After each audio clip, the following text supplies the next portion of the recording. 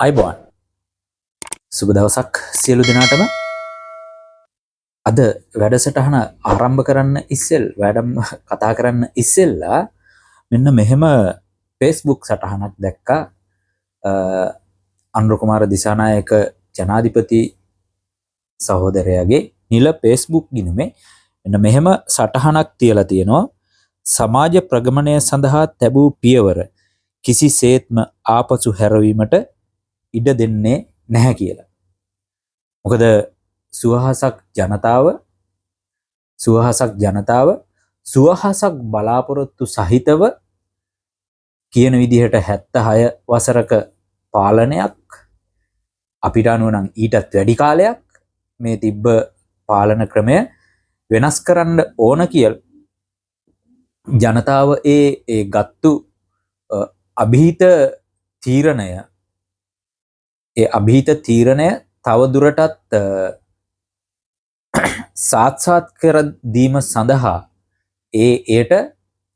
එයට නිසි ගෞරවය නිසි වටිනාකම ලබා දීම සඳහා ජනාධිපතිවරයා මේ සටහන තැබුවද?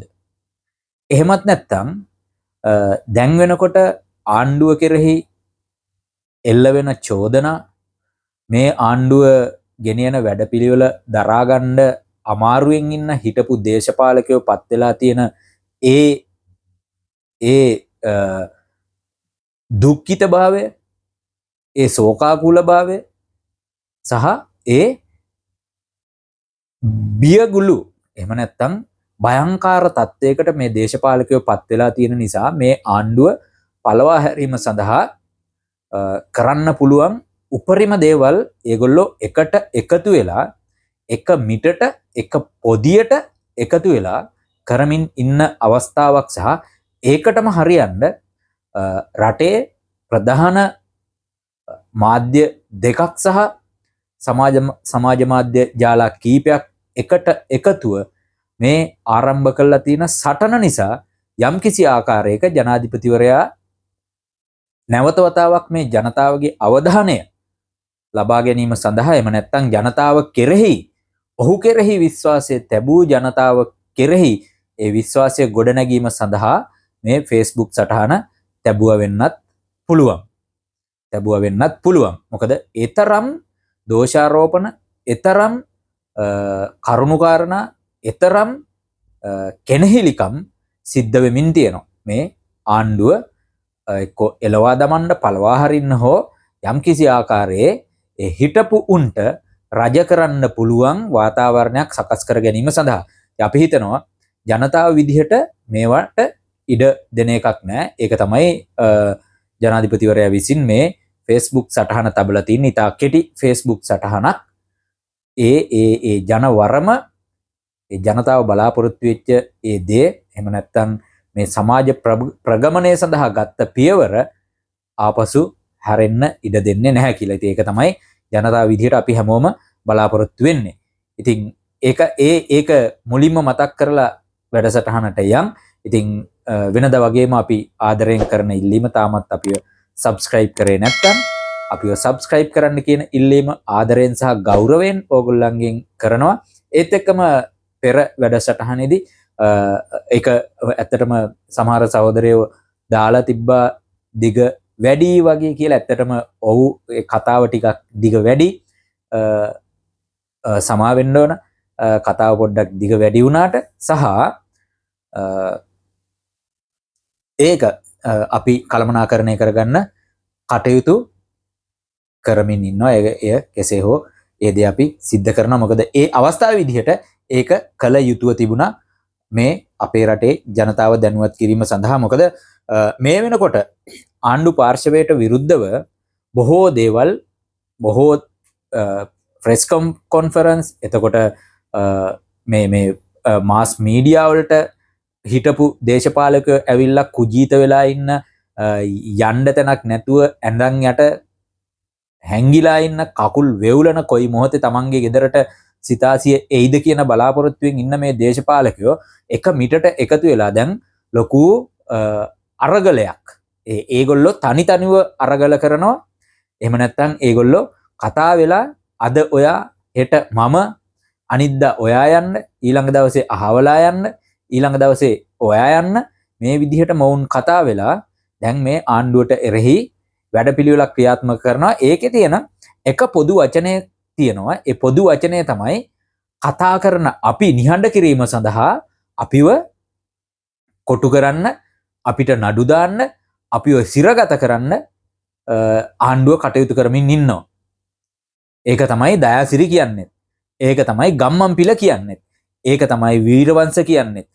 ඒක තමයි ඔය හිටපු දේශපාලකයෝ ප්‍රාදේශීය දේශපාලකයාගේ ඉඳලා පාර්ලිමේන්තු මන්ත්‍රීවරයා, අගමැති, ජනාධිපතිවරු සහ මේ රාජ්‍ය සේවයේ හිටපු ඉහළ හිටපු නිලදරුවන් මේ හැම කෙනෙක්ම දැන් හිතන්නේ අන්න ඒ පිළිවෙලට. ඒක තමයි විමල් වීරවංශ මේ හිරු 360ට ගිහිල්ලා කියන්නේ ඉදිරි දිනවලදී මා ඇතුළු තව മന്ത്രിවරු 42ක්ද කොහෙද අත්අඩංගුවට ගැනීමට නියමිතයි කියලා. ඇත්තටම ඔව් 42කින් ඉවර වුණත් ලොකු දෙයක්. උඹලා කරලා තියෙන දේවල් වලට 42කින් නම් ඉවර වෙන්නේ නැහැ. දැන් මේකත් එක්කම ඔයගොල්ලෝ දකින්න ඇති ජපාන් තානාපතිවරයා කියනවා මේ ලංකාව නිසා මේ ලංකාවට අපේ රට අල්ලස නිසා දූෂණය නිසා අපේ රට වෙලාගෙන හිටියා කියලා ශ්‍රී ලංකාව විසින්. ඒ කියන්නේ ජපන් ජාතිකයන් අතර අපේ රට තියෙන එවැනි තත්ත්වයක්. තක්කඩියෝ ඉන්න, දූෂිතයෝ ඉන්න, පගාකාරයෝ හිටපු රටක් විදිහට තමයි ජපන් ජාතිකයෝ අතර ලංකාව මේ මෑත කාලයේදී ප්‍රසිද්ධ වෙලා තියෙනවා. ඔයගොල්ලෝ දකින්න ඇති මේ පසුගිය දැන් සතියක් විතර වෙනකොට උඩදී ජපානයේ කෘෂිකර්ම ඇමතිවරයා එක්තරා ප්‍රකාශයක් කරනවා මේ තමන්ට ඕනෑ තරම් හාල් තියෙනවා කියලා. තමන්ට ඕනෑ තරම් හාල් ලැබෙනවා. ඕන නම් මට ඒවා විකුණන්න පවා පුළුවන් කියලා ඔහු මාධ්‍යයට කරන ප්‍රකාශයත් එක්ක හැරෙන තැපෑලෙන් ගෙදර යන්න සිද්ධ වෙනවා. මාධ්‍ය ප්‍රකාශය කරලා පැය ගාණක් ඇතුළතදී ඒ තරම් ඔවුන් මේ අල්ල සහ දූෂණය කියන එකට විරුද්ධයි. ඒක රට ඇතුළෙත් එහෙමයි, රටෙන් එළියෙත් එහෙමයි. ඔවුන් 7-5ක්වත් කාටවත් දෙන්න ලෑස්ති නැහැ. ඉතින් ඒකේ ප්‍රතිඵලයක් විදිහට තමයි ගෝඨාභය රාජපක්ෂ ඉදිරියේ ගිහිල්ලා හිටපු ජපන් තානාපතිවරයා පැමිණිලි කරේ අර බදුල්ලේ නිමල් සිරිපාල් ද සිල්වා මේ ජයිකා ආයතනයෙන් මේ එයාපෝට් එක සංවර්ධනය කිරීමේ ඒ ව්‍යාපෘතියෙන් කෝටි ගාණක් පගාව ඉල්ලනවා, කප්පන් ඉල්ලනවා කියලා. ඒක හැමෝම දන්න කාරණයක්. ලෝකේ සෑම රටක්ම දන්න කාරණයක්. හැබැයි දැන් එනකොට යම්කිසි ක්‍රමයකට මේ රට හැඩගැහිගෙන එනකොට දැන් ගම්මන්පිලලා වගේ අයට ඉන්න කියන්න විදිහක් නැහැ. කරන්න පුළුවන් උත්සාහයල් රාශියක් දැම්මා. එක වතාවක් ආවා පාස්කු දින ප්‍රහාරය සම්බන්ධයෙන් අර ඉමාම් සහ අනිත් ඔය රනිල් වික්‍රමසිංහ දාපු කමිටු දෙකේ වාර්තා දෙක අරගෙන මේක එළියට දානවා. මගේ අංකය 7 තව දවස් 7ක් ඇතුළත ආණ්ඩුව මේක කරේ නැත්තම් බලාගමු වගේ දෙයක් කියලා 7-5කට මිනිස්සු ගණන් ගත්තේ නැහැ. ඊට පස්සේ ඇවිල්ලා මේ ඉන්දියාවත් එක්ක අත්සන් කරපු ගිවිසුම් මගේ අතට ලැබිලා තියෙනවා. මේ ගිවිසුම් දෙක ප්‍රසිද්ධ කරනවා. මේවා ප්‍රසිද්ධ කරා මාධ්‍යයට ඇවිල්ලා කතා කරා. මිනිස්සු 7-5කට ගණන් ගත්තේ නැහැ. දැන් ඇවිල්ලා කියනවා ජනවාරි මාසයේදී විමල් රත්නායක වරාය සිවිල් ගුවන් සේවා සහ ප්‍රවාහන මහාමාර්ග අමාත්‍යවරයාගේ නියෝගයකට අනුව කන්ටේනර් කිහිපයක් වරායෙන් නිදහස් කිරීම පිළිබඳව. හැබැයි අපි දැක්කා ඒවකට ඒ වරායේ තිබ්බ තත්ත්වයක් එක්ක විශාල වශයෙන් කන්ටේනර් හිර වෙලා සමහර නැව් අහපව් යන තත්ත්වයකට පත් වෙලා තියෙද්දි තමයි ඒ තදබදය අඩු කිරීම සඳහා ඔවුන් යම්කිසි ක්‍රියාමාර්ගයක් ගත්තේ. අපි සුදුහුණු ගානව නෙමෙයි. ඒවා පරීක්ෂා කළේ නැත්තම් පරීක්ෂා කරන්න ඕනේ. හැබැයි ඒ කියන්නේ අපි අර කලින් කියපු සමහර දේවල් මේ විපක්ෂයට ලබලා දෙනවා කතා කරන්න සහ ඉස්සරහට අරගෙන යන්න. දැන් මුන්ට යන එනමක් නැති වෙලා තියෙන නිසා මොවුන් මේක දැන් කරලියට ගෙනල්ලා උත්සාහ කරනවා මේ උදේ ගම්මන්පිලට අනුව මේවැ ගිහිල්ලා තියෙන්නේ තුවක්කු සහ උණ්ඩ. ඒ තුවක්කු සහ උණ්ඩ එළියට යාම නැත්තම් කොහේ හරි විශාල රහසිගත ගබඩාවක් තියෙනවා. ඒ ගබඩාවේ මේ තුවක්කු සහ උණ්ඩ එළියට පිටවීම නිසා පිට වෙන නිසා ජනවාරි මාසේ 18 වෙනිදාන් පස්සේ එක දිගට මේ පාතාලය සිදුවීම් සිදු වෙනවා. මනුෂ්‍ය ඝාතන දවස ගානේ සිද්ධ වෙනවා කියලා.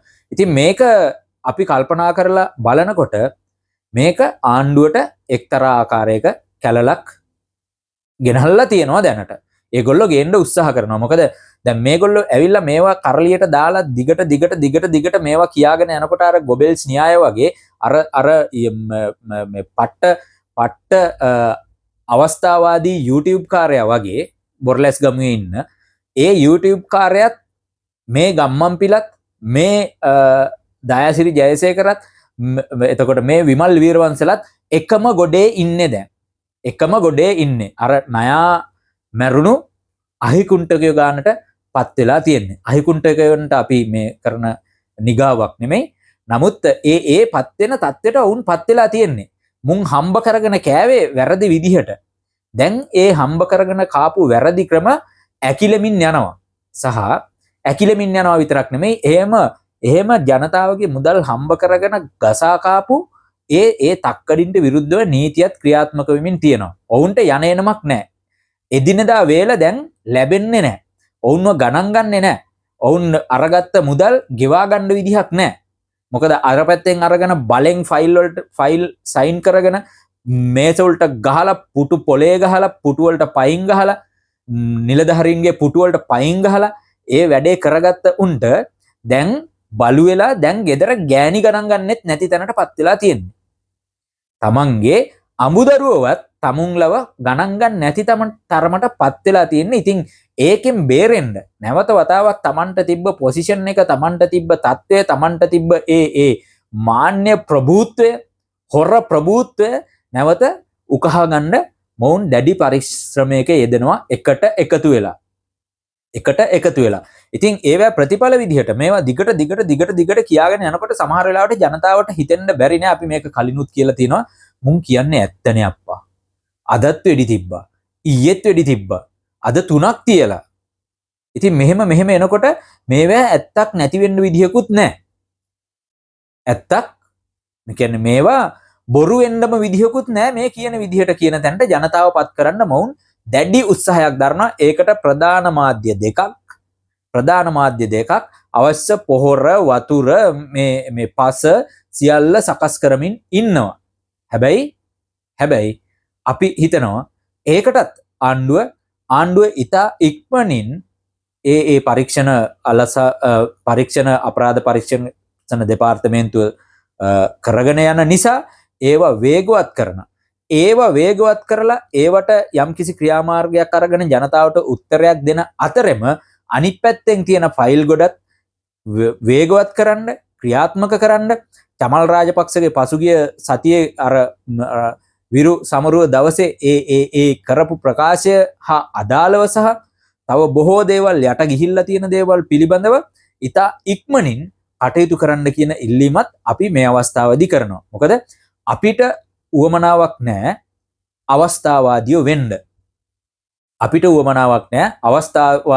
මොකද අපි මේ ආණ්ඩුවෙන් 7-5ක දෙයක් බලාපොරොත්තු වෙලා නැහැ. එකම දෙයක් බලාපොරොත්තු වෙලා තියෙනවා රට මේ තියෙන තත්ත්වෙන් දශමයක් හරි අඩියක් හරි එහාට අරගෙන අපේ රටේ ජනතාවටත් හොඳ බස් එකක යන්න, දරුවෙකුට හොඳ පාසලකට යන්න, දරුවෙකුට හොඳ අධ්‍යාපනයක් ලබන්න, රෝගියෙකුට හොඳ ප්‍රතිකාර ගන්න අවශ්‍ය ඒ පහසුකම් සලස ගන්න සහ මේ එකී නොකී අපේ ජනතාවට අහිමි කරපු අපේ ජනතාවට ලැබෙන්න තිබ්බ ඒ වරප්‍රසාද ඒ වරදාන ටික ජනතාවට ලබා ගැනීම වෙනුවෙන් අපි කටයුතු කරනවා. ඒ ඇරෙන්න වෙන 7-5ක දෙයක් අපිට ජනාධිපතිවරයාගෙන්වත් අගමැතිවරයාගෙන්වත් ඇමතිවරුන්ගෙන්වත් മന്ത്രിවරුන්ගෙන්වත් ප්‍රාදේශීය නායකයන්ගෙන්වත් 7-5ක දෙයක් අපිට එපා.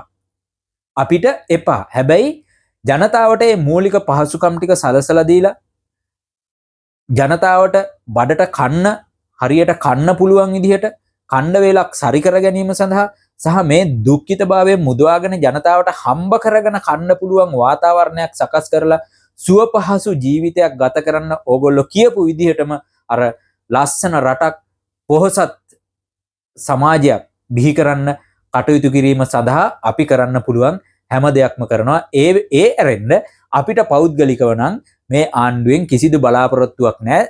එහෙම නැතිවිච්ච උන් එහෙම බලාපොරොත්තු තියාගෙන ඉඳලා ඒවා සුටුස් ගාලා ඒවා ෂණයකින් මැකිලා යද්දි ආණ්ඩුව යන්නේ වෙන පාරක ආණ්ඩුව යන්නේ ජනතාව පස්සේ අපි පස්සේ ආණ්ඩුව එන්නේ නැහැ කියන එක තේරිච්ච ගමන් අනිත් පැත්තට පැනලා ආණ්ඩුවට ගහන්න ඇමතිවරුන්ට ගහන්න ජනාධිපතිවරයාට ගහන්න ඡන්දෙ දීපු ජනතාවට ගහන්න තරම් අවසානයේදී මේ දින කීපයකට පෙර මිය ගියපු මාලනී ෆොන්සේකාගේ දේහය තුලිනුත් ඒ දේහයත් විකුණගෙන කන තැනට මේ පජාත මාධ්‍යකාරයයි මේ YouTube කාර්යයයි දැන් පෙළඹිලා තියෙනවා. ඉතින් මේවට උත්තර දෙන්න ඕනේ. ඒක තමයි ජනාධිපතිවරයා මේ කියලා තියෙන්නේ.